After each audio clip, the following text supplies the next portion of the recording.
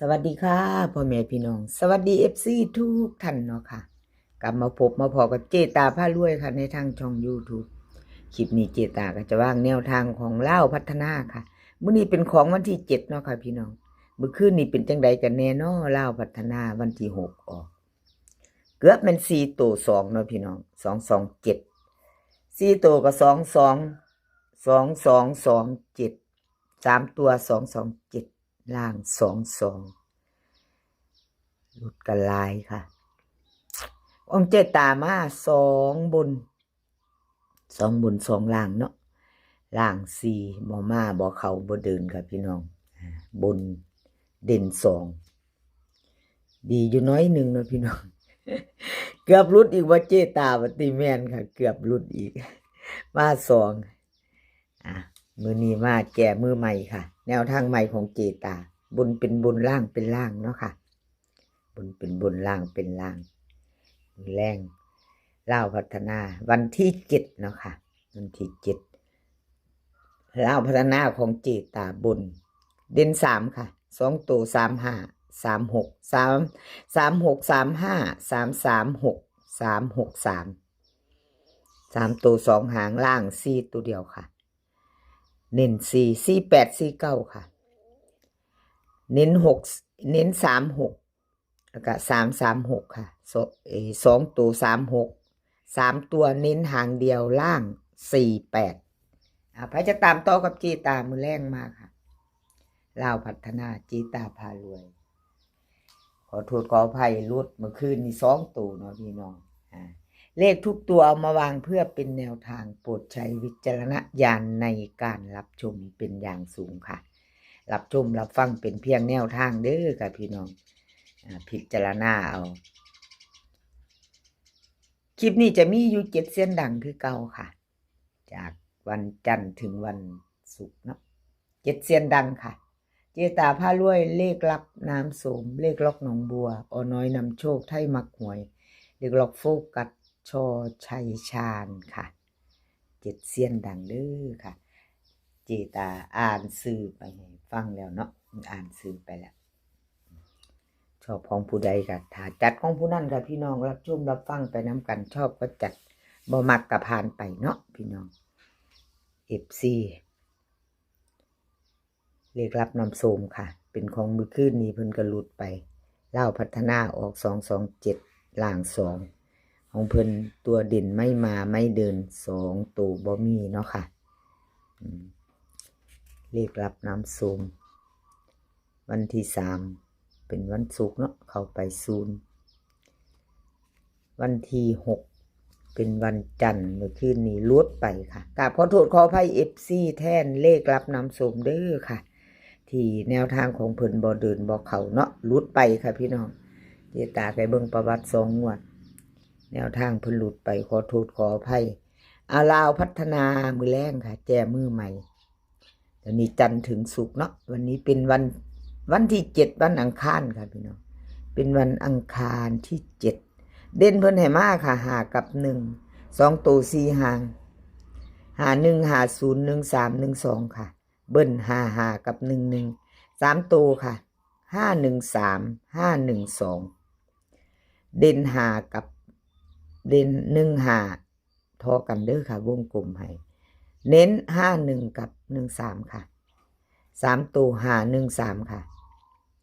ใครจะไปต่อกับเลขรับน้ำโสมมือแรงแคปหน้าจอไว้ค่ะพี่น้องแคปหน้าจอไว้แจมือใหม่เนาะแจมือใหม่ครับขอบคุญขอบคุณเลขรับน้ำโสมหลายๆเด้อค่ะที่ให้แนวทางมาวางทางช่องของเจตาครับขอบพระคุณเป็นอย่างสูงเลขล็อกหนองบัวล็อกหนองบัวบ่ลืมมากให้เพิ่นแล้วบ่เจตาของเพิ่นเข้าอยู่เด้อค่ะมาล็อกหนองบัวเด้อค่ะพี่น้องเบิ้นล่างเบิ้นล่าง2ค่ะเด่นของเพิ่นก็เข้าไป2ตัวนึงอยู่ของเลขล็อกหนองบัว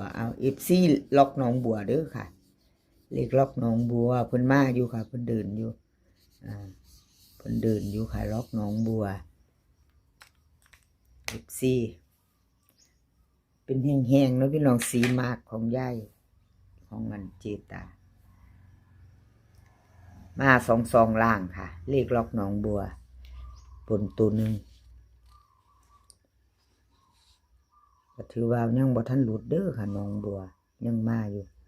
วิ่งหลุดของเพิ่น2ตัวมา1ตัวค่ะยังเดินอยู่เนาะเลขล็อกหนองบัวใครจะตามต่อมาพิจารณาแนวทางใหม่มื้อนี้วันที่7เนาะค่ะวันที่7ของเพิ่นเลขล็อกหนองบัวลาวพัฒนาเด่นค่ะ1กับ4 2ตัว4หาง1 5 1 4 4 8 4 8 4 7เบิ้ลค่ะ11 7 7 3ตัวค่ะ1 4 4 1 4 7 1 1 5เด่น1กับ4เท่ากันเน้น2ตัว2หางค่ะ1 4กับ4 7 3ตัวเพิ่นเน้น1 4 4เด้อค่ะพี่น้องเลขล็อกหนองบัวไผจะต่อกับเพิ่นก็มาค่ะไปต่อกับล็อกหนองบัวมื้อแลง2 ทุ่มครึ่งพิจารณาซ่อมเบิ่งเนาะพี่น้องพิจารณาเอาเป็นเพียงแนวทางเนาะพอมักกะผ่านไปเนาะค่ะเอามาไปโตค่ะมาไปโตน้อยนำโชคค่ะ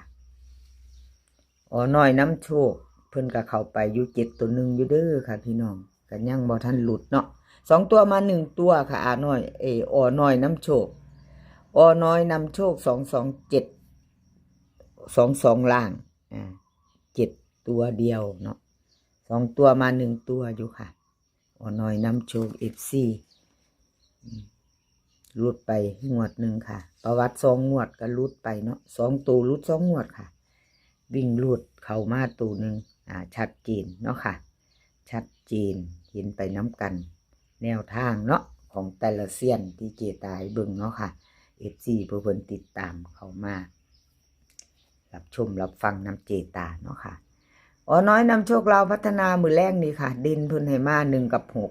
2ตัวค่ะ16 17 64 65เบิ้ลค่ะ1166 3ตัวค่ะ164 617 665ค่ะเด่น1กับ6เน้น16กับ64 3ตัวเน้นหางเดียว617ค่ะ617น้อยนำโชคกับขอบคุญขอบคุณน้อยน้ำโชคหลายๆค่ะที่ให้แนวทางมาว่างทางช่องของเจตาเนาะค่ะกับขอบพระคุณเป็นอย่างสูงใครจะไปต่อกับเพิ่นมื้อแรงก็แคปหน้าจอค่ะแคปหน้าจอแล้วไปต่อกันเนาะแคปหน้าจอแล้วไปต่อค่ะไทยมักหวยหลุดไปเด้อค่ะพี่น้องขอโทษขออภัยแทนเพิ่นเป็นของมื้อคืนนี่เนาะวันที่6วันจันทร์นี่227ค่ะ3ตัวบน22ล่างไทยมักหวยหลุดไปค่ะขออภัยแทนเพิ่นวันที่3เข้า0ตัวหนึ่งอยู่ค่ะวันที่3มาตัวเดียวเนาะมาวิ่งตัวเดียวเอามาต่อมือแรงค่ะแนวทางใหม่เป็นมือใหม่แล้วค่ะพี่น้องวันที่7เนาะวันที่7เป็นมือใหม่แล้วเด่น6กับ5เด้อค่ะลาวเพิ่นให้มาเด่น6กับ5 2ตัว4หางค่ะ6 5 6 4 5 3 5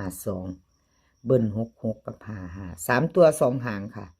6 5 3 6 6 4เน้น6 5กับ5 3ค่ะ3ตัวเน้นหางเดียวค่ะ6 5 3ไทยมักหวยค่ะพระจะต่อกับเพิ่นมือแรงแคปหน้าจอค่ะพี่น้องแคปไว้พิจารณากันเนาะแจมือใหม่เดี๋ยวนี้เล่าแจมือเร็วจันทร์ถึงศุกร์ค่ะออกทุกวันเนาะค่ะ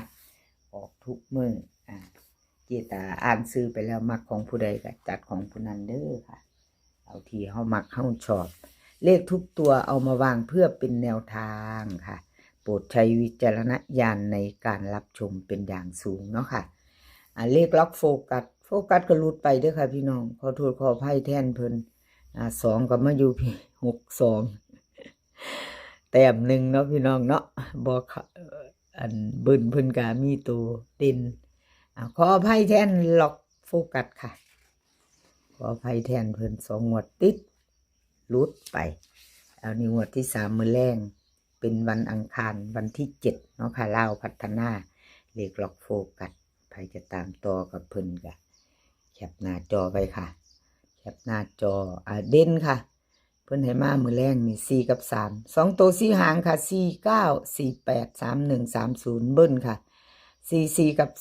33 3ตัวค่ะ431 349 330เด่นค่ะ4กับ3ทอกันเน้น49กับ30 3ตัวเน้น3ตัวเน้น1หางเด้อค่ะ431เลขล็อกโฟกัสเป็นมือแรงใครจะตามต่อกับเพิ่นก็แคปหน้าจอค่ะแคปหน้าจอไว้ต่อกันเนาะค่ะไปต่อแจมือใครจะ